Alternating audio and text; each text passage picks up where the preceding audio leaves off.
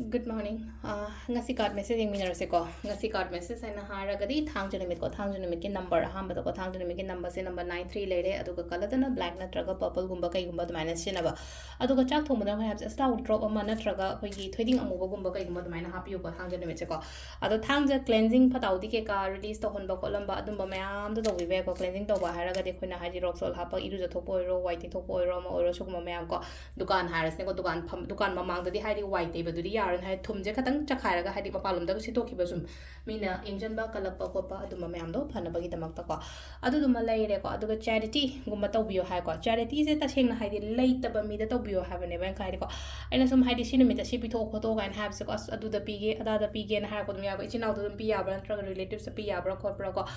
adugi sharkudigo tasengna leitere haba mi do oina mating gumba tawbiba ko aina sum mi gi mating pang ko lo kaina ga hairaga maka sai di am pangi ko le du na ha ko dum yaw ko adong sai pang do label class to ha bane but taseng na leijadra ba mi do da mating tawbiba arei ba mi da hadi pang bi da bisila ke do dorige amuka hena kani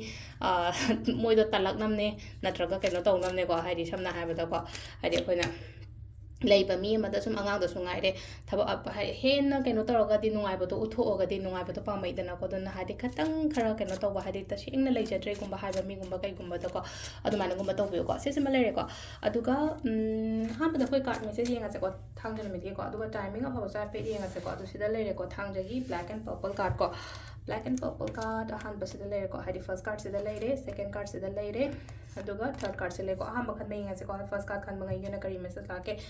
opportunities thaba makal khara la iko sida engon da khudong chaba gumba kai gumba yam la ai phajana khallaga kaino gumba tawi ba hai tare ko sida ai se ko aduga amana amuk sida lei se ko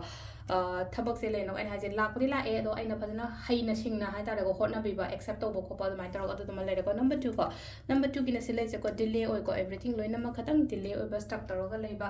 lakadaba lerega su ngasi gi mota ni manga ni khangde taru ni khangde maina chondara gumba dwain lakpa adu gi mong dani ko silai se ko ahum su ba se ngasi se nungai gani ko hadi angang gi type taroga hai tare frog macha ma selaga thole ko silai wakhan nungai bo ko pa angang dong le keno to bo ko pa adu ma mayam dani ko silai se ko se sina ko gi card ki message lere ko timing so pe ngasi ko timing na ki pung taru ka minute kun thram doi dena nipan ga minute manga phong lere ko adagi mutra ma thoi ga minute tare taina ahum ga minute ni phuma thoi ba ko tang change ko aduga amana manga ga minute ram doi dena taru ka minute phuma thoi phau lere aduga nungdang atheng bagina nipan ga minute tara dagina pung baro ga minute kun thra taru phau lere ko aduga